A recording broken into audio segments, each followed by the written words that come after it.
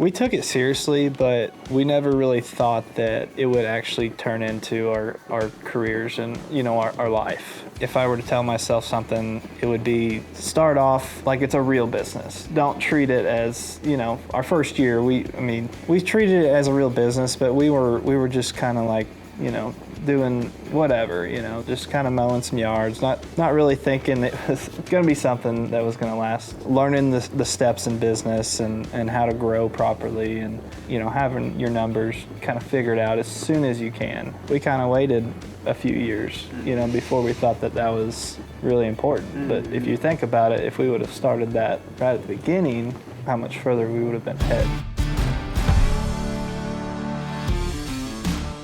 Welcome back to another episode of the Cost of Doing Business show, and we were just talking before we started recording here that most of these episodes I've done are in person, and it's a blast to be out here with you guys in Missouri.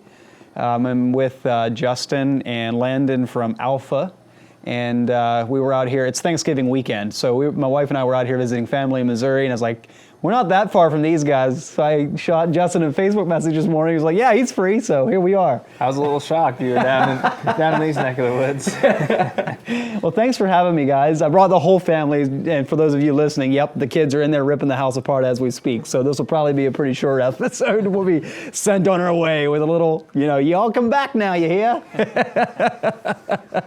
But no, thanks a lot for having me, and it's a beautiful November afternoon out here on the patio. Yeah. Well, thanks for coming out, and we appreciate you allowing us on your podcast. Absolutely. And we're excited to kind of talk about it. Yeah. So can you introduce yourself and say how long you've been in the industry, and then we'll kind of dig into kind of pulling the stories apart from the business. Yeah, I'm Landon. I guess we've both been in the industry the same amount of time. Yeah. Like we were talking earlier, we're high school friends and both working at the same company with quite a bit of time off, and just decided to start making some extra money on the side. I think it was 2017. Yeah. That's when we started just mowing yards, doing maintenance work. So, yeah, 2017 I'd say is when we first got into this type of stuff. Awesome. And like we were telling you earlier, like when we started this business, it was just, hey, you want to make a couple $100 a week, just a little extra cash, and we quickly grew that, I guess, because we couldn't say no. I mean, we were always saying yes. So started out with mowing, then we got kind of into some landscaping, and then realized like, hey, let's start trying to do some patios. So we learned all that and added doing decks, and now we've kind of got kind of the whole service with maintenance, outdoor living, design build. So when you got into the hardscapes, like, did you literally not know anything and you learned from scratch? Yeah, most people like Social media, YouTube. Yeah. Most people work for like other companies, And figure their way. Yeah, right. That's where they get their trained and everything like that. But I kind of have a little bit of construction background. He does too, and just seeing that work, I just absolutely loved it, and I was like, we got to start trying to do that, and we did kind of ease our way into it. Sure. We started by digging patios out and then having a concrete guy come in and do the concrete. So Gotcha. We're figuring out the excavation and putting the base in and everything like that. And, eventually we kind of got to where we could start selling paver patios. And, and everything we've learned was online, talking to people, going to events. I mean, just anywhere, podcasts. I mean, anywhere you can learn. Yeah. I mean, we were just taking it all in. Mm-hmm. So, did you do any practice projects, like at your own home or for friends or anything like that? Yeah, a little bit. We've done some real small stuff too for people. We did one at my house. Did one at your house. Yeah. I mean, it was an install. It wasn't like a practice, tear it out when we're done. But it wasn't that nerves of we can't mess this up. Yeah. Because there comes a point when you stop watching the YouTube video, you just got to go out there and do it. Yeah. And it's awesome having all that information and education and teaching online, and it truly is. But at the end of the day, it still won't replace just the experience of actually doing it in the first person, you know. Yeah, and the more you do, the better you get, the more little tricks you learn, and Invested in the right tools and made things easier and just snowballed. Give me a picture. Give me maybe Landon, you can speak to this. Like, give me a picture of the size of your company today, and the makeup of your company. Like, I understand you guys are partners, right? Yeah. Yeah. So give us the rundown of that. Yeah. So Justin and I we're 50-50 partners with 2 other employees currently.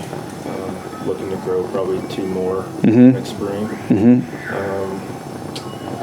I'd say right now we're probably going to be close to around 600,000 this year. Okay.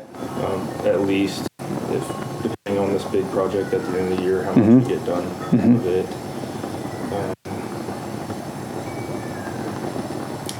Yeah, I mean, hiring 2 more guys and really expanding the maintenance next spring. Okay, so you're doubling down on that. Yeah. Interesting. Yeah. How long ago did you hire your first employee in addition to the 2 of you? we've had a helper pretty much every year. Like it's like a summertime helper. Yeah. Okay. We've had the guy that's with us now. He's been with us for over a year and a half, about a year and a half, right? Yeah. He's the first one that really kind of stuck. Yep. And he really enjoys building patios and decks and stuff. So our maintenance foreman, you know, he has a passion for making yards look great. Yeah. And that's when we were looking to hire somebody. That's what was one of the. You know, I don't know if it seems like we've come out in Missouri for many years for hunting and some family and friends and stuff. And it seems every time I come out here. Now that you say that, like the passion of making yards look great, every time I come out here in like the Springfield, St. Louis kind of markets, it's like, man, like the yards look amazing. Like people really seem to put some extra effort into them, or at least it struck me that way. I don't know if that's a total off the wall observation, but yeah, I'd definitely say so. Yeah. But yeah, I mean, he started with us back in the summer, kind of late summer. I guess this year's kind of been a big pivotal change for us. Like years previous, I mean, me and him had our hands in everything. Both of you, equally, because you're 50. I was going to ask about that. So you're 50-50 partners, and like, so you're saying in the beginning it was like you were 2 cooks in the kitchen, both cooking the noodles, right? Yeah. Yeah. I mean, even when we had our employees that were helping us in the summer and stuff, like we were always together. We would all do everything. We and him would split estimates, like depending on. So you get a lead, he'd get a lead, you get a, yeah. Whoever got the lead, you take care of it, you sell it. But as you grow, it starts to kind of. You need clear roles. Yeah, it started to become an issue. And so this summer, we transitioned him out of the field, I'd say about 90%. You know, you probably in the field average 1 day a week probably. Depending on the job. Yeah. So that was a big change we made. And you're focusing solely on the sales? Sales and admin together. Just, we want to hire an admin probably next spring. Yep. Yeah, kind of just taking care of all the back end stuff and sales. And so what does that mean for your role then? So basically I'm running the job, project foreman. Okay, you're managing logistics, keeping things going. Yeah, pretty much. And then we also have split our maintenance foreman. He's also taking care of the maintenance in the summer. So we're definitely going to be looking to add to that next year. But as a midsummer edition, we're really going to be pushing hard next year to kind of take that off again. So not really sure if we wanted to keep the maintenance at all. But that's interesting. We hired a foreman and we have the equipment and we have good accounts. So found someone that was passionate about it, that wants to lead that side of it. So and we were passionate about it, and we still are. But for me, I love building things. Yeah, and maintenance is not that. It's interesting how what you just said there made me think of how important it is, like the who not how concept. Like when you had the who, the person that was passionate about it, and was like, no, let's double down on it, as opposed to we don't have the who, let's kind of let's pick one or the other, you know. So that's interesting. It's important. And I think often as owner operators, we get hung up on that. Like we think we have to do everything ourselves, or you know, it's harder. It doesn't come natural for us to think of how do I achieve this in our business without me being the one that's actually doing it or running it, or you know, it's a different mindset. Yeah, and we're slowly training our guys to do more and more without us as well. Mm-hmm. You know, I'd like to, you know, as I get older, I don't want to be the only guy that can be on the job site or nothing else gets done. Yeah, exactly. You know? So getting them trained up, kind of loosening the leash a little bit, you know, here and there. Have you ever read the book E-Myth by Michael Gerber? I've heard of it. Have you heard of it? I think you'd enjoy it. I believe I did start that. It's been a few years. Yeah, I think you'd enjoy it, because especially even if it's been a few years, especially now, where you know, because it talks about this whole exact thing about, you know, setting up processes and clear roles. That's another big part of the book. Do you have any story that highlights kind of like where not having clear roles, where you were both doing the same thing as 50-50 partners in the business, where, like, is there a story that kind of just highlights how that was a challenge, or an example of how that was a challenge?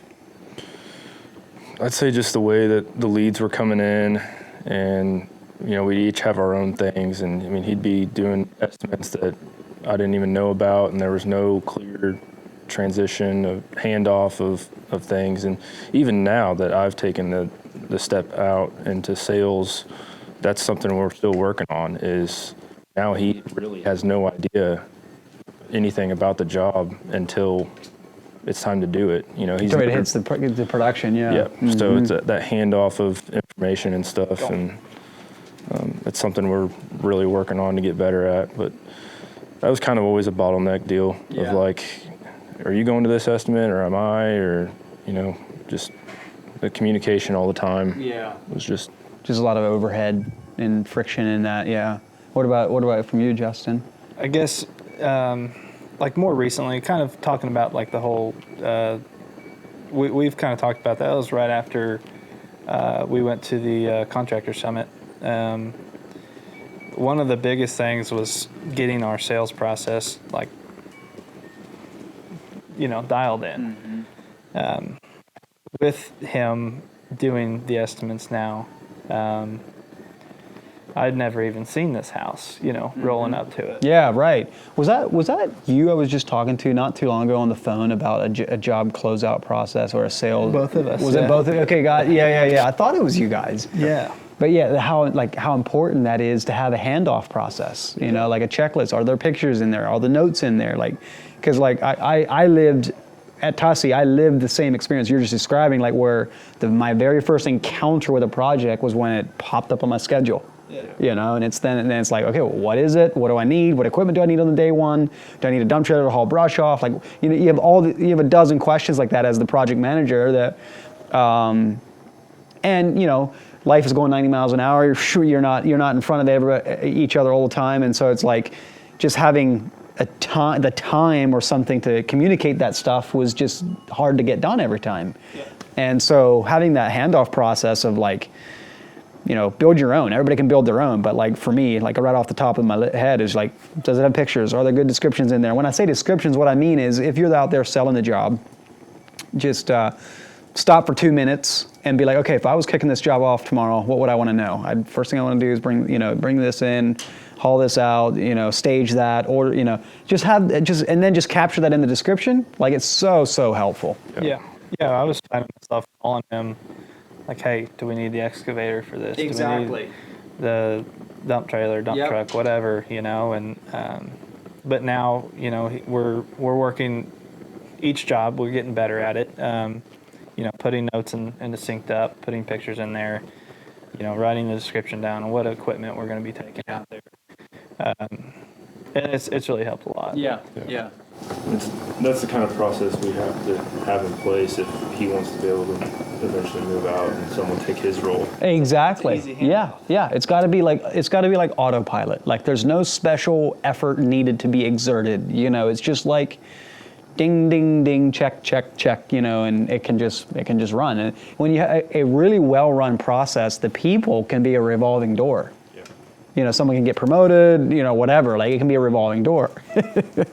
Yeah, it is a little warmer over here by the fire. If you're not watching the video, we got Bentley the dog here keeping us close company. What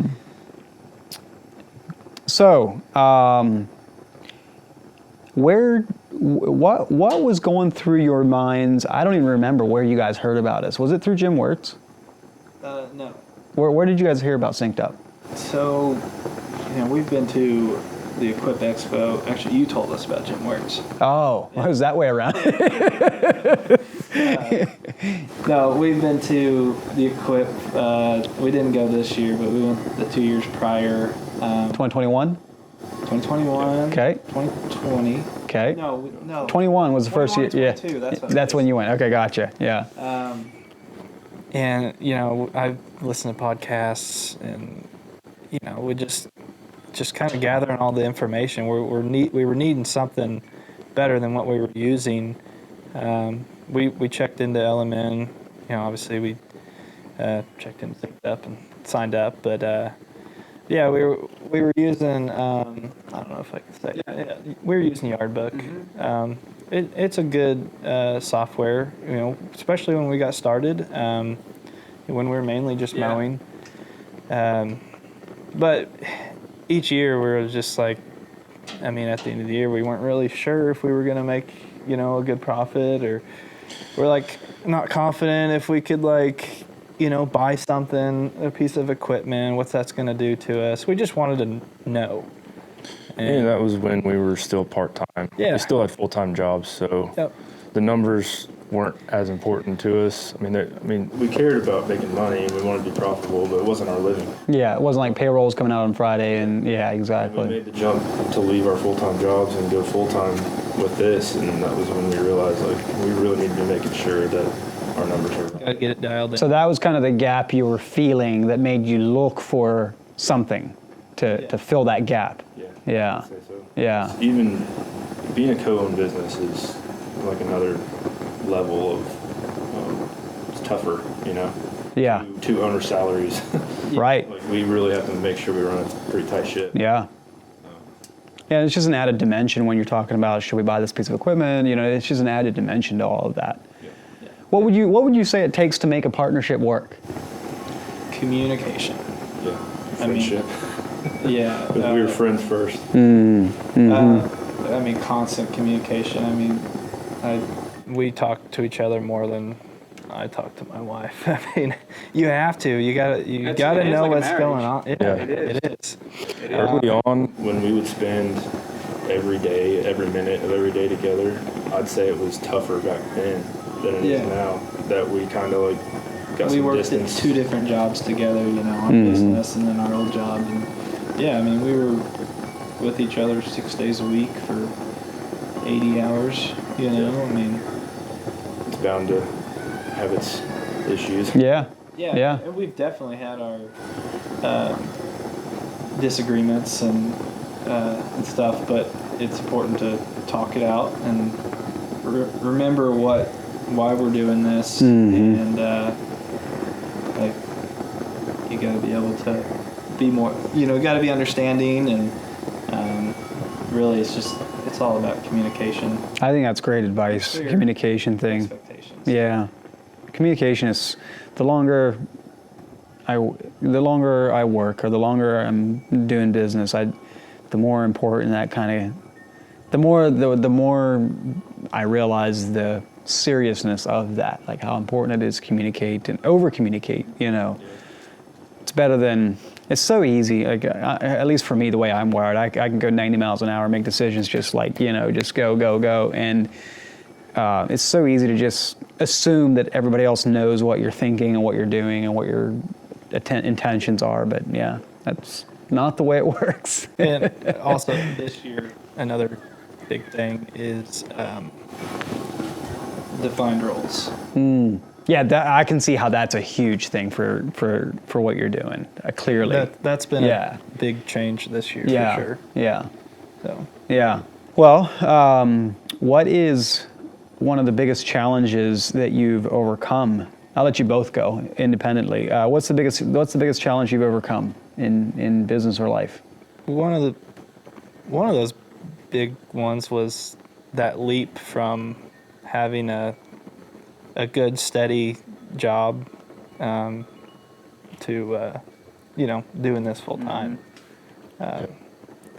That was a big challenge, a big leap. We were doing both jobs for how many years? 2017 to 2021, so 4 years of doing both. That was a big challenge, but I have no regrets on that. But What did it finally take for you to just break it and go?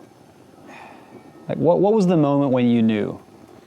I guess I didn't mind doing what I was doing before, but each year as we kind of had more, our passion grew for this industry. What you were doing, yeah. We started gaining more confidence in ourselves. Like you could, hey, we can do this. Like, yeah, we're kind of good at this. Yeah. We can create these things. We see these spaces in our heads, and we can make them come alive. And the longer we stayed at our full-time job, the more we grew to not like it as much. Yeah, right. It's sort of feeling more like an ankle weight as opposed to a security or that buffer. Yeah. Yeah. Hey, we were working ourselves to death doing no kidding. both jobs. I can hear. Yeah, that job was nights and this was days, and something had to change. Yeah. You can't do that forever. Yeah, I 100% agree. So, taking it in a different direction, what's the best advice you have received or implemented in your business or in your life? Just always making sure to take the time to do everything the right way the first time. And I mean, we don't always get it right the first time, but we make sure the job's done right. Mm-hmm. So, like you said, even if it takes longer. Yeah. Yep. Yeah. We have burned a lot of time, trying to fix a mistake that we've made. But if you don't fix it, then you're not going to learn from it. Yeah. That and that's your brand. Yeah, that's exactly. Your name. It's your brand, it's your name, it's your reputation, and so much of business comes down to earning trust. And if you can't be good for your word, like if you can't earn that trust, it's just, I don't know. It's not the kind of business I want to be in. Right. If it's like, I never lose. If I have that mentality, like I never lose, like it's client always pays for it or whatever. It's like, I don't know. I'm with you on that. Yep. Just go the second mile. Even if you're way over on your time, it does not matter. You get it right. Yeah. And you learn from it. Yeah. Take that to the next job. Yep. Yeah. It's just a learning. Yeah. It's the cost of learning. Yeah. It's the cost of education. Put it that way. If you could go back, what's the first job that you guys did on the side after your firefighting job? Like what's the first thing you did? It was mowing. It was mowing. Okay, so you're mowing yards. Yeah. And that was 2017, right? Yeah. So if you could go back to that summer and you could talk to yourself now, like we're sitting here right here on your patio, what's one piece of advice you'd give yourself? I've kind of thought about this a little bit. I guess if we took it seriously, but we never really thought that it would actually turn into our careers and our life. So I guess if I were to tell myself something, it would be,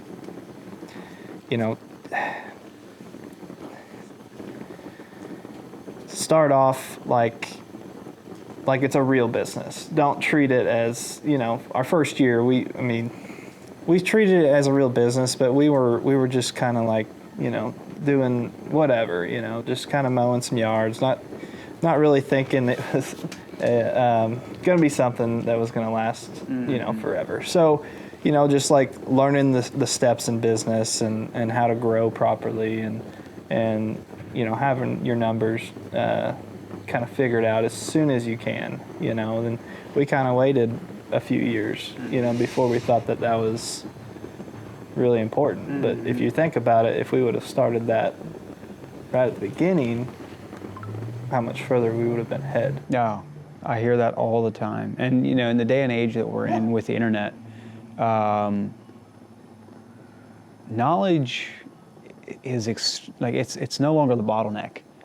Like figuring out how to do something or searching a YouTube video, like you can figure something out information. It's more of just execution and discipline is the bottleneck. What I mean is you can go figure out, on the SynkedUP website right now, and there's tons of, go Google spreadsheet templates or whatever, like go on the SynkedUP website right now. There's a free budgeting tool, there's a free man-hour calculator tool, there's a free estimating tool, just little freebie tools that are right on the website. Not really part of the core app, but the math is there. So you can go figure out your numbers for free. Yeah. And you can do that the same week that you mow your very first yard. There's nothing, it's not like it's reserved for the advanced businesses. It's accessible. And I think that's great advice. Don't delay, because delaying is just lost opportunity. And when you finally figure out what those numbers were, you're going to look at yourself in the mirror and be like, dude, I threw away so much money by not figuring this out until now. Yeah, and we realized that this year, this is our first full year on SynkedUP, and I've told you before, we've pretty much had the same size company employee-wise. But we're doing a lot more this year. It's because we're actually charging what we're supposed to be charging. So, so production's about the same, but profit's way up. Yeah, I'd say so. Yeah. We get more efficient each year, but I mean, to jump, 200,000 to 300,000 in a year with the same amount of people. That's impressive. It's not all efficiency. Congrats. Yeah, exactly. What about you, Landon? What's one thing you would go back and tell yourself?